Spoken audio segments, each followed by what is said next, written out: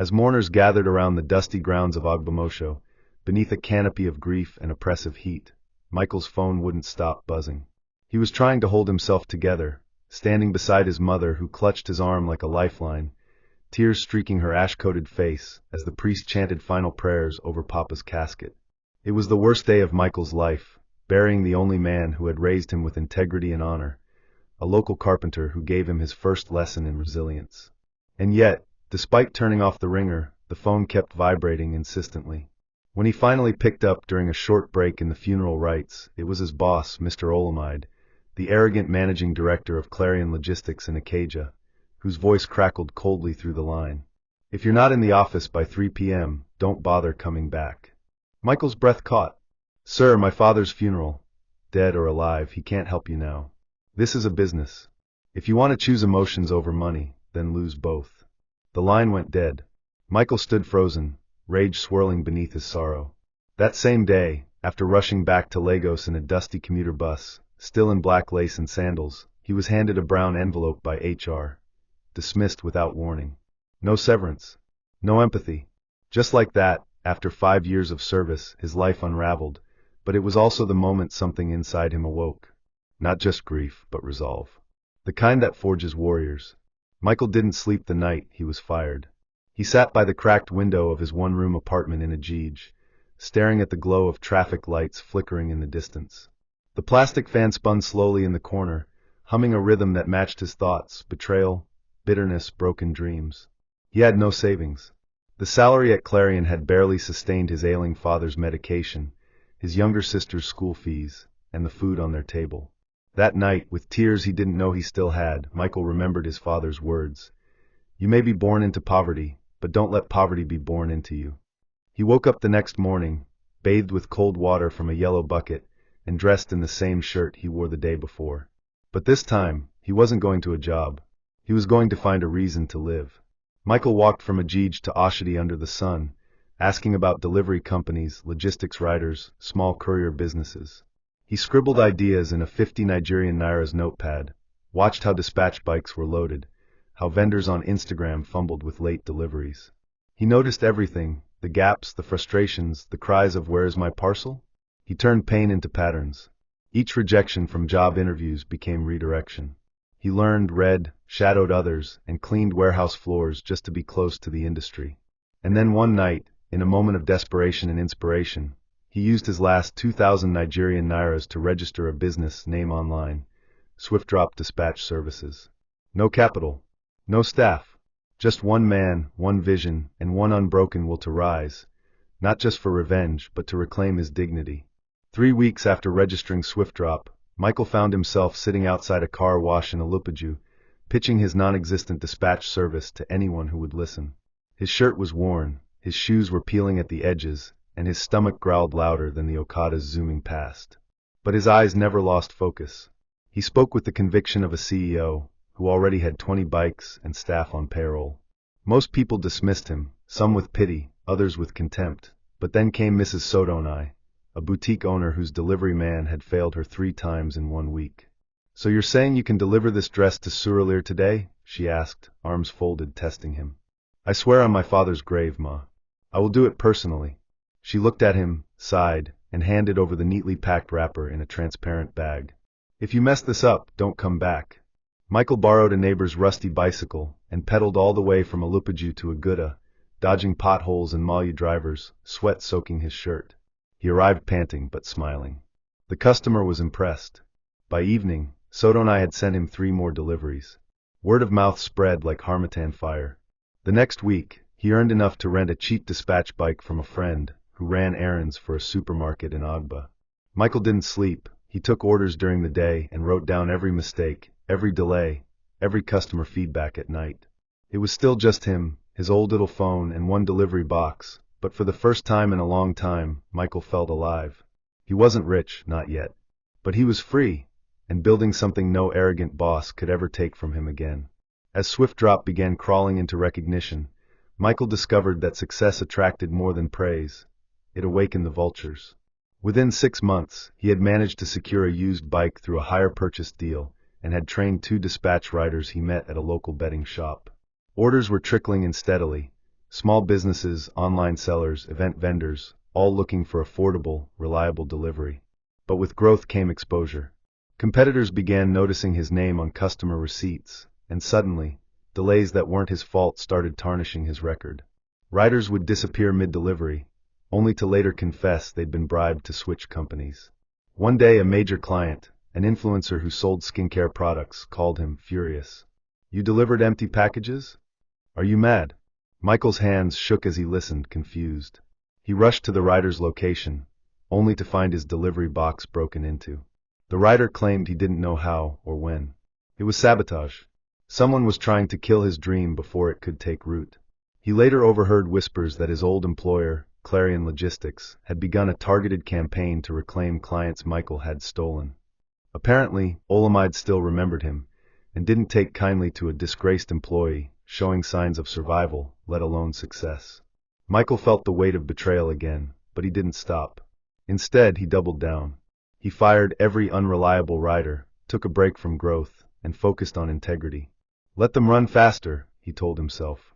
"But I'll run deeper." He built personal relationships with clients, picked calls at midnight, and showed up to deliver parcels himself when no one else would. He understood something they didn't. This wasn't just business for him. It was redemption, and he wasn't going to lose twice. Rain poured like a curse one Thursday afternoon, the kind that turned Lagos roads into rivers and patience into rage. Michael had just accepted a fragile delivery from a cake vendor in Acadia, 4 boxes for a bridal shower in Victoria Island. His 2 riders were stuck in traffic at Ojota, and the bride was calling every 10 minutes with increasing panic. So he did what only the hungry and desperate do. He strapped the boxes to his own back, covered them with nylon, and mounted the old dispatch bike himself. He rode through potholes that swallowed tires, got splashed by Danfo buses, and nearly collided with a Kiki in Marina. He arrived soaked, with frosting dripping down his elbow and grit in his eyes, but the boxes were intact. The bride screamed with joy. The guests clapped. Michael stood there, drenched and smiling like a man who had just crossed a burning bridge. But as he turned to leave, his phone rang, his landlord. "Michael, today is the 17th. If I no see my money by 6 p.m., I go remove your zinc." Rent was due. He hadn't eaten. His mother was in the village, calling him every other day to ask if he was okay. The pressure crushed him in waves, and that night, as he sat under the leaking roof of his room, he wept. Not because he was weak, but because Lagos was trying to break him, and almost succeeding. But something inside whispered, "Keep going." That same night, an Instagram video of the bridal delivery went viral. "This is what real customer service looks like," the bride had captioned. By morning, SwiftDrop's Instagram had grown by 4,000 followers. Orders doubled. A juice company called for a weekly contract. Michael looked at his cracked phone screen and smiled. "Let Lagos try again," he muttered. "I'm not the same man anymore." It started with a simple email that nearly landed in spam. The subject line read, "Request for nationwide dispatch partnership." Michael almost deleted it, thinking it was another scam promising loans or fake brand ambassador roles. But something made him open it. A medium-sized electronics company, Olutech Gadgets, was expanding its e-commerce arm and needed a logistics partner for Lagos Island and mainland, 200-plus deliveries weekly. They'd heard of SwiftDrop through a tagged post on Instagram. Michael's hands trembled. He read the message 5 times before sitting back in silence. He didn't have the manpower. His 2 riders were already overloaded, and the 3rd bike was still at the mechanics. But he had something they didn't, his word. He replied with confidence, "Yes, we can handle the volume. Let's schedule a meeting." That same night, he couldn't sleep. He went on WhatsApp, tracked down old colleagues he hadn't spoken to in years, begged 2 trusted ones to quit their jobs and join him. "I can't pay you much," he confessed, "but I promise you won't regret this." They agreed, moved into his 1-room apartment for now, and together they mapped out routes, signed contracts, and created delivery schedules with pen and paper. There were no fancy offices, no HR departments, just brothers chasing dignity. The Olutech deal tripled SwiftDrop's income within 3 months. Michael was finally able to pay his rent for 6 months in advance, buy a fairly used laptop, and lease 2 extra bikes. He began hiring riders not from agencies but from the streets, young men who, like him, had been discarded by society. He trained them personally, taught them not just delivery but loyalty, respect, and resilience. The company grew not just in numbers but in soul. And for the first time since being humiliated at his father's funeral, Michael began to breathe differently. It wasn't just about revenge anymore, it was about legacy. It was during a Friday boardroom briefing at Clarion Logistics that Olamide's assistant, Bidemi, hesitantly slid a report across the table. "Sir," she said, voice low, "our client, Olutech Gadgets, they've ended our mainland delivery contract." Olamide barely looked up. "So what? Who'd they go with, Jumia?" She shook her head. "A new company, sir. Swift Drop." The name struck him like a slap. Olamide narrowed his eyes and leaned back slowly. "Swift what?" He reached for the printed report, scanned the name again, and for a moment, something flickered in his expression, recognition. His jaw clenched as he remembered that rainy funeral day years ago, when he coldly fired a staff over the phone, just to assert dominance.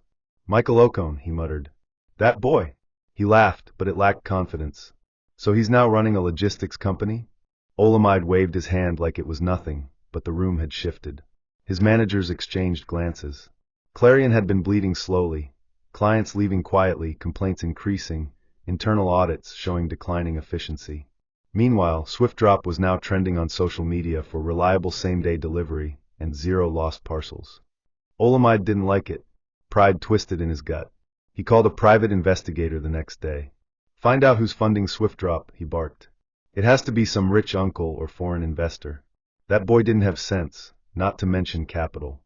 But what he would soon learn, and dread, was that Swift Drop wasn't built on money. It was built on shame, sweat, and the kind of hunger only humiliation could birth. While Olamide sat in leather chairs and barked orders, Michael was building an empire from pure grit. And for the first time, the predator felt the chill of something approaching behind him. Swift Drop wasn't just competition. It was a reckoning. The day Michael walked into the boardroom of Novamart Superstores, dressed in a clean white shirt and navy blue chinos, heads turned. Not because he looked like a corporate tycoon, he didn't, but because he carried a presence that couldn't be ignored. Calm, focused, underrated. He had come to pitch Swift Drop's logistics model for handling Novamart's new, express home delivery segment. The room was filled with representatives from bigger firms, Clarion Logistics included. Olamide was there too. When their eyes met, it was like time froze. Olamide's smirk barely masked the twitch of discomfort behind his eyes. "You," he whispered under his breath. Michael nodded. "Me. Good afternoon, sir." The tension in the air was so thick you could cut it with a cutlass. The pitch began. Clarion's presentation was flashy, PowerPoint animations, complex diagrams, talk of fleet scale and national reach. Michael, however, walked to the front with nothing but a dry marker and a flip chart. He spoke from his soul. About delivery accuracy, rider accountability, real-time feedback loops, human empathy. He didn't sell a company, he sold a heartbeat. By the time he finished, the room was silent. Novamart's director clapped first. Then others joined. The deal wasn't confirmed on the spot, but the energy had shifted. As Michael left the room, Olamide followed him out. "You think one lucky pitch makes you a giant?" he hissed. Michael didn't flinch. "No, sir. But even ants can kill lions when they come in numbers and purpose." That night, Swift Drop trended again. A Novamart staff had secretly recorded part of the presentation and posted it with the caption, "This guy walked in and humbled the room." Overnight, Michael gained 10,000 followers and 3 new client inquiries. But he knew this wasn't celebration time. This was war. And the first shot had just been fired. Just when it seemed Swift Drop was untouchable, reality struck with a vengeance. It was a Monday morning, one of their busiest days, when disaster hit. One of Michael's new riders, Jide, lost a parcel worth over 400,000 Nigerian nairas. It was a designer shoe set meant for a wedding in Lekki. By the time the client called to scream, the bride had already burst into tears. Michael rushed to their tiny office in Ogudu, only to find Jide pacing, sweating. "Oga, I don't know how we take loss." "I swear." Michael stared at him, heart pounding. This wasn't just about money. It was about reputation. The client took to Twitter with fury, tagging Swift Drop, posting screenshots of the incident, and claiming emotional damage. The tweet went viral, this time for the wrong reasons. "They said they were reliable. I was wrong," the post read. Michael didn't sleep that night. He called the client himself, visited her in person, and refunded her with money he had set aside to buy a third official delivery van. She was shocked, even softened, but the internet wasn't. Swift Drop's page lost 3,000 followers. 3 vendors paused their contracts. It was a blow, and for a moment Michael questioned everything. Was he really cut out for this? Or had he let the success blind him? But as he sat on the steps outside his flat, watching the sun rise over Lagos with red, swollen eyes, he remembered what built him: failure. Failure had been his teacher long before success noticed him. So instead of sulking, he revamped everything. He introduced GPS tracking, mandatory rider audits, and insurance-backed deliveries. He retrained his team, reviewed every flaw, and called a staff meeting where he said, "We bleed now, so we never bleed again." And somehow, that mistake became the foundation for his most important lesson. To scale, he had to hurt, but never stop.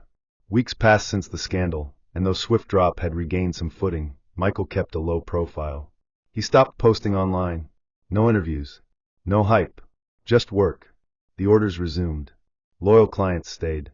But more importantly, they respected him now, not just for delivering packages, but for standing firm in chaos. One Thursday evening, just as he was locking up the office, a brown envelope arrived by courier. No sender's name. Inside, a typed letter on embossed paper.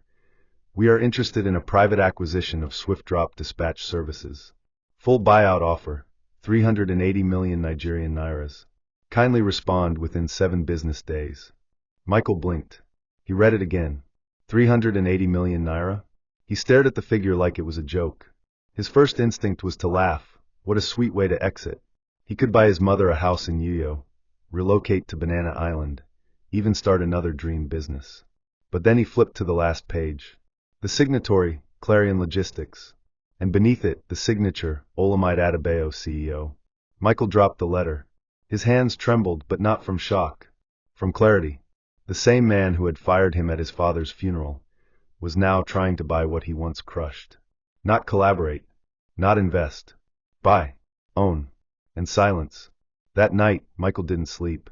He walked from Ogudu to Third Mainland Bridge, phone in his pocket, wind in his hair, watching Lagos breathe under a million streetlights. He thought of his father's worn hands, his sister's school fees, the riders who had become brothers. This wasn't just a company, it was a symbol, a scar that became a shield. And as dawn broke, he made a decision that would change everything. He wasn't selling. He was going to buy Clarion instead. Michael didn't respond to the offer. Instead, he wrote one sentence on Clarion's letter and couriered it back. "Not for sale. But you will be." The silence that followed was loud. While Clarion fumbled internally with bloated contracts and outdated systems, Swift Drop began scaling with surgical precision. Michael quietly brought in a software developer, one of his childhood friends from Unilag, who built a sleek tracking platform from scratch. It allowed customers to follow their packages in real time, chat directly with dispatchers, and rate deliveries instantly. No one in Clarion had such tech. Then came the strike of fate. Clarion's largest retail partner, Bellwood Pharmacy, began experiencing late deliveries, broken parcels, and rider theft. Michael saw the opening and moved swiftly. He offered Bellwood a 14-day free trial with Swift Drop, personally guaranteeing every delivery. Within a week, they switched. Clarion lost over 30 million Nigerian nairas in monthly invoices. Olamide called his board to an emergency meeting and accused his managers of sabotage. But the truth was clear: Clarion wasn't bleeding, it was rotting. One of their own marketing officers leaked a screenshot of the Swift Drop rejection letter and posted it online. The caption read, "What happens when ego meets excellence?" The tweet went viral. Again. Only this time, Michael didn't trend for heartbreak or heroism. He trended for strategy, for vision, for becoming the kind of man every startup dreamer looked up to. A call came in from a major investor who said, "You don't need us, but we want to help you expand." Still, Michael didn't rush. He remained silent, working, watching, planning, because what he wanted wasn't fame, or even revenge. He wanted legacy. And he knew that to buy Clarion, he had to kill its soul first, with results. By the first quarter of the new year, Swift Drop had become a quiet giant. No billboards, no PR noise, just results. Their red dispatch bikes were seen in every corner of Lagos, from Lekki Phase 1 to Aja, from Ikeja GRA to Yaba. They weren't the biggest company yet, but they were the most trusted. More importantly, they were profitable. Michael had moved the headquarters to a modest but efficient workspace in Alupaju and finally upgraded their systems with real-time logistics dashboards. Meanwhile, Clarion was on life support. Their staff had shrunk by 30%, 3 key clients had terminated contracts, and Olamide was facing internal revolt. Shareholders were demanding answers. Cash flow was tight. Then came the final blow. Bellwood Pharmacy, Novamart, and a third player, Neuron Pharmaceuticals, all signed long-term contracts with swift drop within 2 weeks of each other. Olamide's phone stopped ringing. The walls began to close in. That's when Michael made his move. Through a third-party investment firm, he bought a silent 11% stake in Clarion Logistics. Then, 2 weeks later, acquired another 15% from an old investor trying to exit. When he reached 26%, he made the call. "I'd like to speak with Mr. Olamide Adebayo," he told the secretary. The voice on the other end hesitated. "May I ask who's calling?" Michael smiled. "Tell him it's the boy he fired at his father's funeral." Silence. Then, "Please hold." When Olamide answered, Michael didn't gloat. He was calm. "I own enough of your company now to call for a board vote." "What do you want?" Olamide asked, voice cracked. Michael responded, "Nothing except for you to remember this moment. Because you're no longer the boss. I am." And with that, the tables weren't just turned. They were shattered. The boardroom of Clarion Logistics had once been Michael's battlefield of rejection. Now it was his throne. The day of the emergency shareholder meeting, Olamide walked in wearing a wrinkled suit and the expression of a man who had aged 10 years in 3 months. The seats around the glossy mahogany table were filled with faces that had once praised him. Now they looked toward Michael, calm, composed, dressed in a crisp black kaftan, a silver wristwatch glinting as he poured himself water. He didn't need a PowerPoint. He didn't need charts. All he did was speak, slowly, deliberately. "Clarion has suffered not because of bad luck, but bad leadership. I was once discarded by this company at the lowest point of my life. But I learned something that day. When people think you're nobody, they stop watching your steps. That's how I walked back in." The silence in the room was heavy. He then presented a financial breakdown, exposing Clarion's spiraling losses, client exodus, and internal mismanagement. The room shifted in his favor. Then came the motion, a formal vote to remove Olamide Adebayo as CEO and hand over control to the largest individual shareholder, Michael. One by one, hands went up. Even those loyal to Olamide looked away in shame as they voted. By the end, it was unanimous. Olamide stood up, his voice barely above a whisper. "You've won, Michael." But Michael shook his head. "No, I didn't win. You lost the moment you chose ego over empathy." And just like that, the man who once humiliated a grieving son walked out of the same company he built, while that same son stood tall, no longer as a victim, but as the visionary who rewrote the ending. After the boardroom coup, Michael didn't throw a party. He didn't post it online. He didn't call his friends. He simply got into his old Toyota Corolla, the same one he'd been driving since Swift Drop's earliest days, and took the long road back home. Back to Ogbomosho. As the sun set, painting the sky in strokes of orange and grief, he walked barefoot into the small compound where it all began. His mother was outside, sweeping the yard. Her back was bent, her wrapper tied tightly around her waist, the same way it had been the day they buried his father. When she looked up and saw him, she didn't ask questions. She just held him. Tight. No words. Just the kind of embrace that says, "I know." Inside, he placed a simple envelope on the table. It contained the deed to a new bungalow he had quietly built in her name in Ilorine. "You won't sleep on a mat anymore," he whispered. "And you'll never need to borrow sugar or soap again." She wept, then laughed, then wept again. That night, as they sat under the stars, sharing roasted corn and old memories, Michael finally opened up about everything. The firing, the humiliation, the hunger, the revenge. His mother looked at him with tears in her eyes and said, "Your father would be proud. But don't let pain be your only fuel. Let healing finish what hurt started." And in that moment, Michael realized the journey wasn't about buying Clarion. It was about reclaiming himself, about proving that dignity wasn't for sale, that sometimes the best revenge isn't power, it's peace. And now he had both. It was a rainy Monday morning when Michael walked into the Clarion Logistics building, not as an intern, not as a desperate staffer, not as a beggar begging for a second chance, but as the new owner. The receptionist who once ignored his greetings now stood up with trembling respect. "Good morning, sir," she stammered. Michael smiled gently. "Good morning, Amaka." He remembered her name, because he had always been the kind of man who noticed those no one else did. As he walked through the hallways, he passed desks where whispers flew like paper planes. The man they called Nobody had become Oga. But Michael wasn't there to gloat. Instead, he gathered the entire staff in the lobby, junior cleaners to senior managers, and addressed them simply. I know some of you remember the day I was fired here. Some of you laughed. Some of you watched. Some of you didn't even know who I was. And that's okay, because I wasn't important then. But today, I want you to remember this moment, not because I own this place now, but because any one of you could stand where I'm standing tomorrow. That's how fast life can turn. So don't let any man tell you you're small. The room was silent. Some stared, others cried. Even the security guard by the gate, who once refused him entry, saluted with shaky fingers. But Michael didn't let ego win. He implemented sweeping reforms: fair pay, rider insurance, promotion for staff who had been overlooked, and a mentorship program for interns. He merged Clarion with Swift Drop, but kept the latter's name. Not because it was catchy, but because it was born from ashes. From hunger. From a funeral. From fire. And now it stood not as a brand, but as a monument. Not to revenge, but to resilience. Thanks for watching. Don't forget to like and subscribe, and put on post notifications.